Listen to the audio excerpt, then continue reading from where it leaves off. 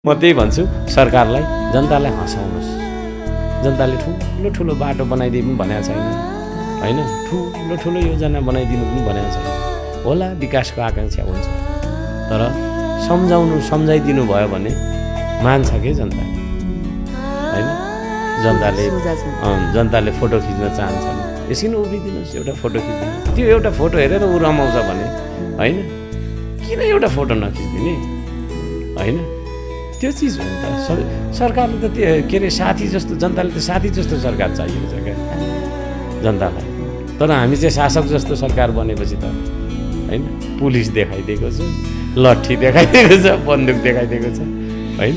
बरु विकास नगर्नुहोस्, केही नगर्नुहोस्, तर सरकार जनतालाई दुःख दिने काम, जनतालाई चाहिँ नि होइन सडकमा कराउने, चिच्चाउने, बनाउने काम चाहिँ नगर्नु। सरकारले चाहिँ त्यही नै दिन्छु सुझाव अन्त्यमा। ठिकै छ, हजुरलाई हजुरसँग एकदमै मलाई फेसबुकमा र प्रत्यक्ष रूपमा मैले अलिक भेट्नै पनि पाएँ। अनि मजाको हुँदो रहेछ अझ भेट्दाखेरि अब फेरि पनि भेट हुन्छ भन्ने मेरो अपेक्षा छ। अब आउने सरकार, अबको 5 वर्ष पछाडि अब आउने सरकारमा हजुरको नेतृत्वले देश अघि बढोस् भन्ने मेरो शुभकामना छ। हुन्छ।